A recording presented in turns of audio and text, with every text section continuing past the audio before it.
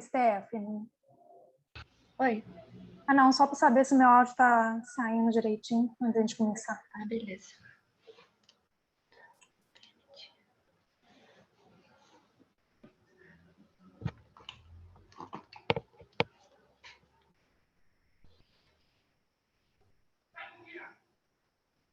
Ai, gente, tem um moço bravo aqui na frente da minha casa, vocês não ligam, não.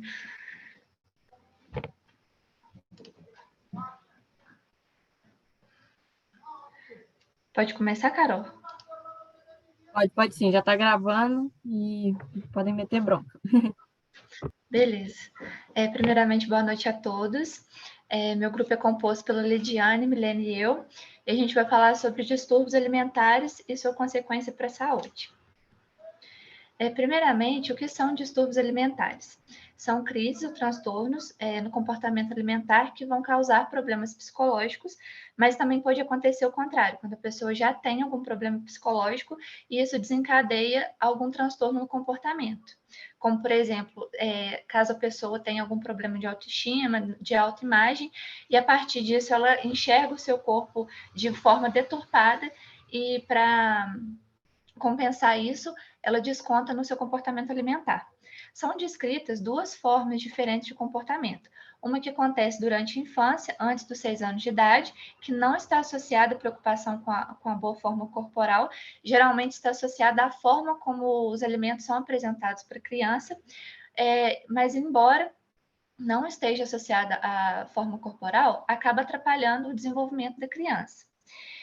Tem ainda os distúrbios durante a adolescência, que são os mais comuns que a gente ouve falar mais e são os que a gente vai dar enfoque no trabalho, que são a anorexia, a bulimia nervosa e a compulsão alimentar, que são reconhecidos como distúrbios alimentares pelo manual o Diagnostic and Statistical Manual of Mental Disorders. Por que existem os distúrbios alimentares? A principal causa é em relação ao padrão de beleza. Há um tempo atrás se falava da pressão, né, da sociedade em relação, por exemplo, às novelas, em que existia muita comparação com o padrão de beleza das atrizes, dos atores globais de Hollywood, e hoje a gente sabe que o padrão de beleza ele é muito mais amplamente difundido por conta das redes sociais, em que as pessoas que se expõem, elas apresentam muitas vezes um corpo perfeito, e a partir disso que as pessoas começam a se comparar e desenvolvem os distúrbios alimentares. Porém, é importante ressaltar que não é porque a pessoa aparenta ter um corpo perfeito, um corpo magro, um corpo torneado, que isso é indicativo de saúde. E isso é um principal ponto que a gente deve chamar atenção na hora de passar as orientações para o paciente que tem um distúrbio alimentar. A partir disso, é perceptível que as pessoas partem para dietas inadequadas, sem acompanhamento de um nutricionista, sem acompanhamento de um profissional, e muitas vezes essas dietas elas são subcalóricas, não atendem às demandas do corpo. Além disso, é observado também a realização de exercícios físicos excessivos, também sem acompanhamento de um profissional, e muitas vezes, quando se trata do distúrbio alimentar, é sabido que as pessoas, às vezes, elas comem excessivamente, não comem de forma regrada, mas praticam exercício físico de forma excessiva justamente para compensar que ela comeu muito. Além disso, há também o uso de laxantes e diuréticos como formas de eliminar as calorias que foram consumidas excessivamente na alimentação. E também o uso de outras drogas. Tudo isso é feito com o desejo de perder o peso quanto antes, de forma mais rápida. Agora eu passo a palavra para a Lidiane. Obrigada, Stephanie. Pessoal, é só falar que eu estou com a câmera fechada porque a minha internet está instável, tá? Para ficar melhor. Eu vou falar um pouquinho sobre a anorexia nervosa, né? Muitas pessoas que têm a anorexia nervosa, elas se enxergam com excesso de peso, mesmo quando elas estão claramente abaixo do peso. O ato de controlar a comida e peso se tornam obsessões. As pessoas com anorexia, elas se pesam várias vezes. Algumas pessoas também, elas seguem uma dieta extrema, fazem exercícios físicos excessivos, induzem, né, o vômito, fazem o uso do laxante ou diuréticos.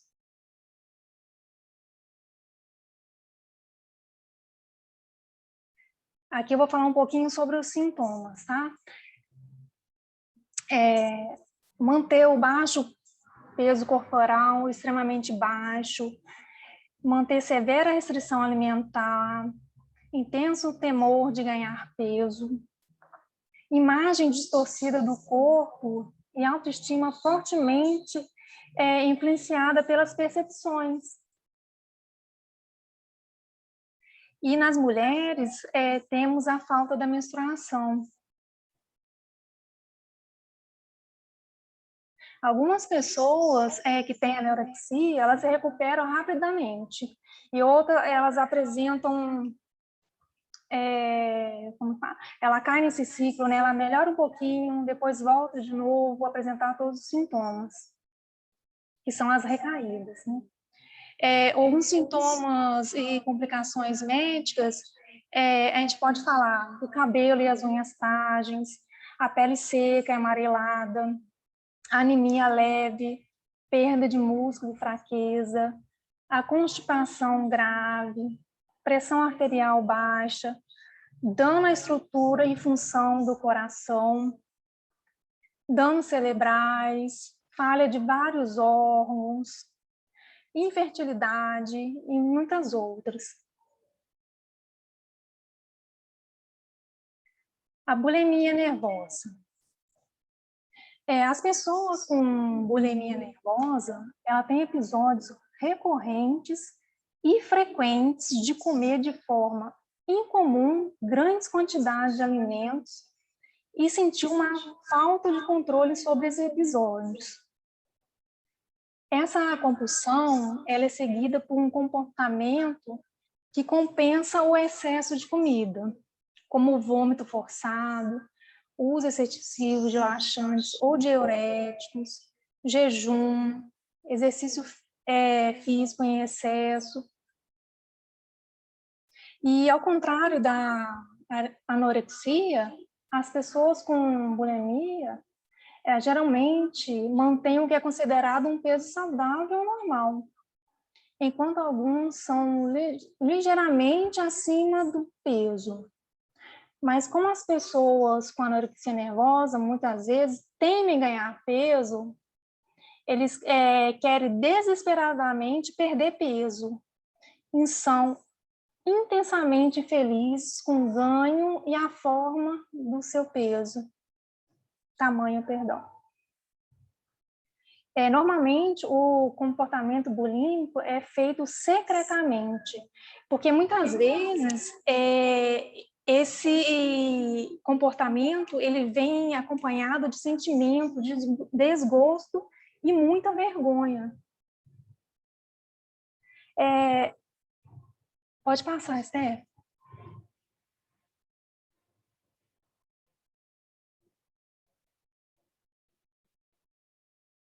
Steph, seu microfone está desligado.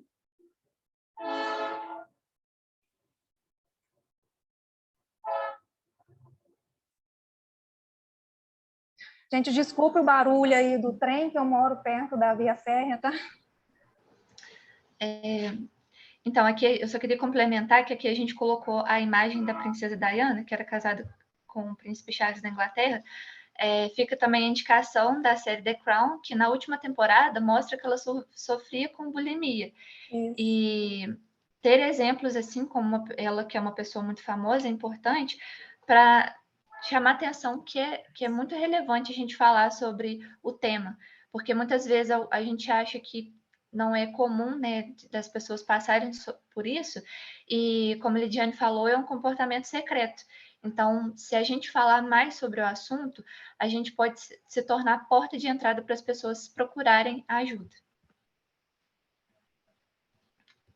Vou falar agora um pouquinho dos sintomas, tá? As pessoas, né, com bulimia, ela tem muita inflamação crônica, dor de garganta, As glândulas salivares, elas incham. Os esmaltes dos dentes, eles ficam manchados, né, por causa da exposição do ácido do estômago. O retorno de refluxo ácido, né, e outros problemas gastrointestinais. A dor e irritação intestinal, né, por conta do uso excessivo de laxante. Desidratação severa, né, por causa da purga, né, desequilíbrio eletrolítico.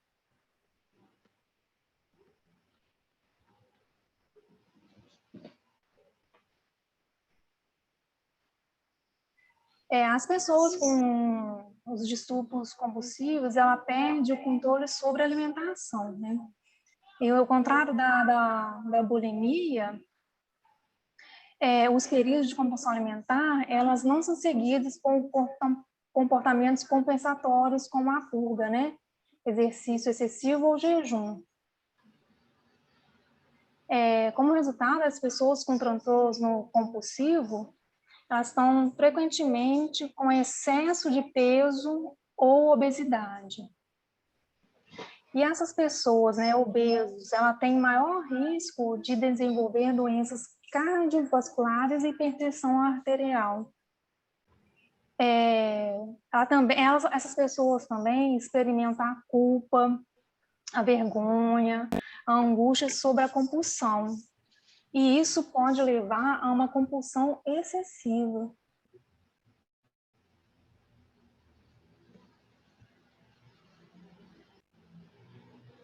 Os tratamentos incluem a restauração da nutrição adequada, trazendo o peso para o nível saudável, né? Reduzindo os exercícios físicos em excesso, interrompendo também a compulsão e os comportamentos de purga. Aí temos as necessidades, né, individuais, elas têm que ser respeitadas, né? Porque o tratamento é de acordo com a pessoa, né? Realmente é individual. Então, pode incluir a psicoterapia individual, grupal ou familiar, cuidados médicos e monitoramento, o aconselhamento nutricional é muito importante. Os medicamentos, como, por exemplo, os antidepressivos, né?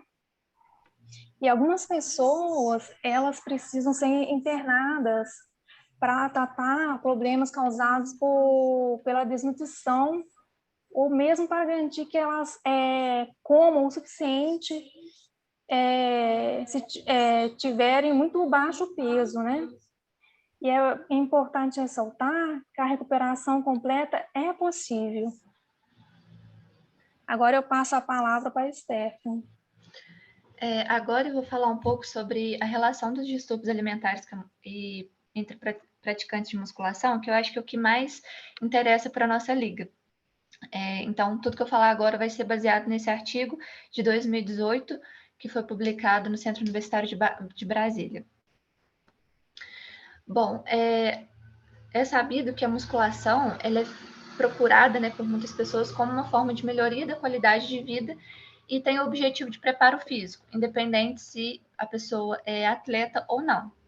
Porém, a gente sabe que no ambiente da academia contribui muito para a perpetuação de padrões estéticos, de pessoas magras, de pessoas torneadas, com muitos músculos aparentes e que com baixo percentual de gordura.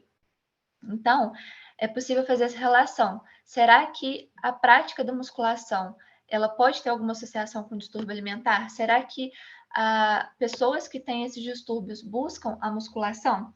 Aqui eu trouxe uma imagem ilustrativa mostrando uma pessoa comendo uma fatia de pizza e segurando um halter na outra mão. E é justamente o que o artigo traz, que muitas pessoas, às vezes, que têm um distúrbio alimentar, ela come compulsivamente, mas depois busca a musculação ou prática de alguma outra atividade física como forma de compensar.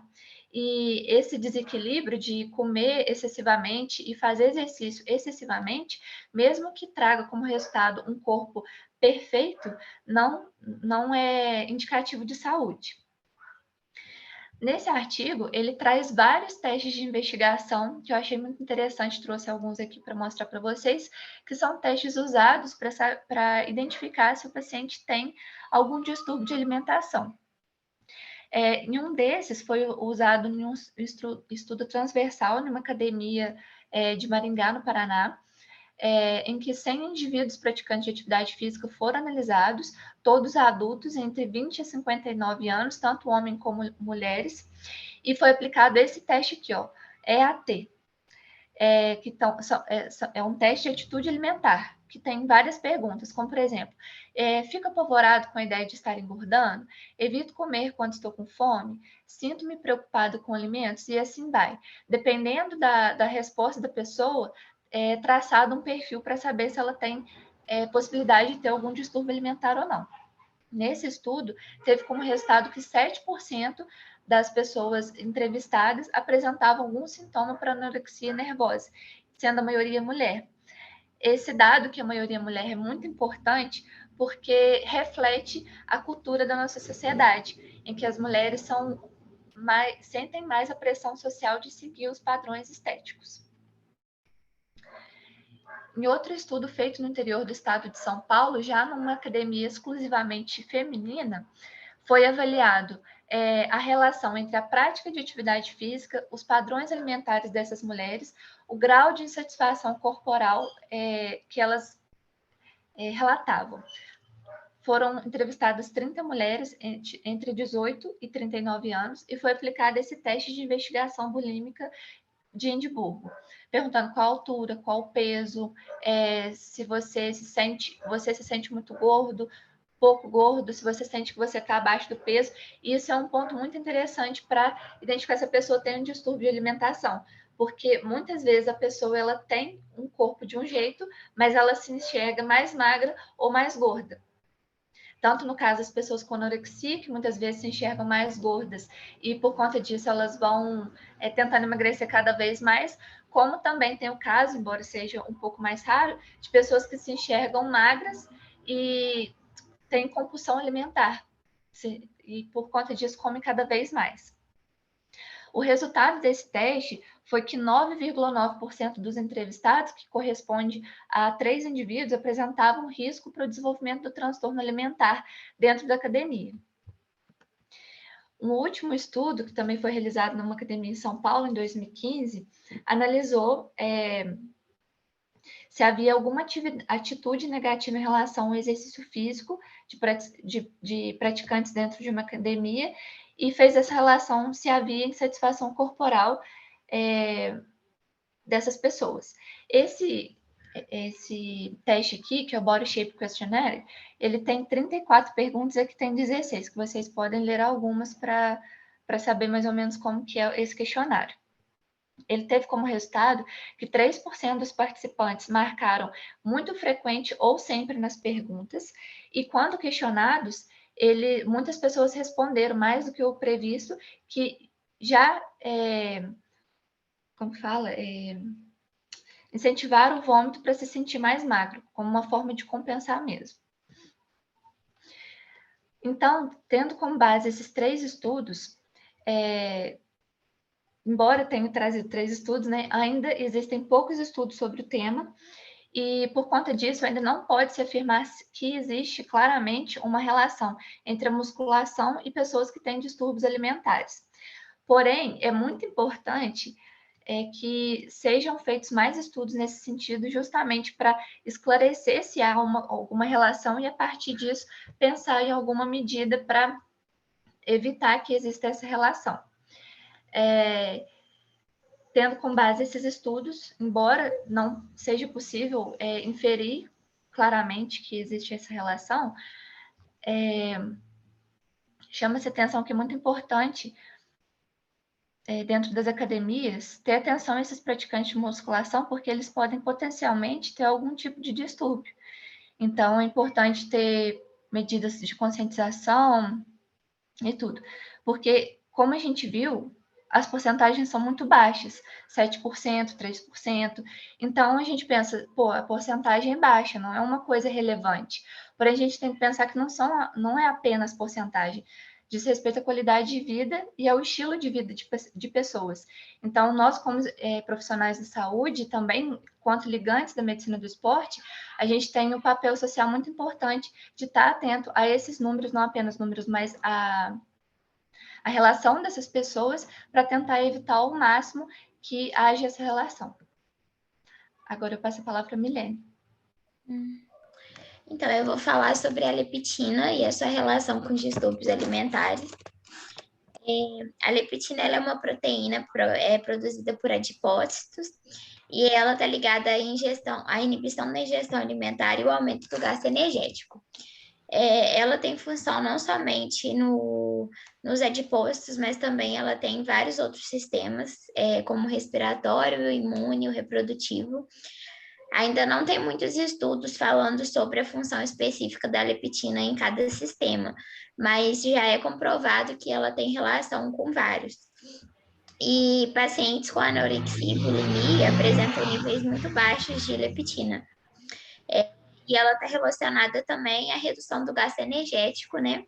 E como nos pacientes com distúrbios alimentares, eles têm uma perda de massa magra muito grande, isso reduz ainda mais o gasto energético. Pode passar, Stephanie. Eu vou falar agora sobre a leptina e o sistema reprodutivo. A amenorreia é algo muito comum nas mulheres que têm distúrbios alimentares, e isso está relacionado com a leptina, porque ela está relacionada com a produção de hormônios gonadotróficos. Então, há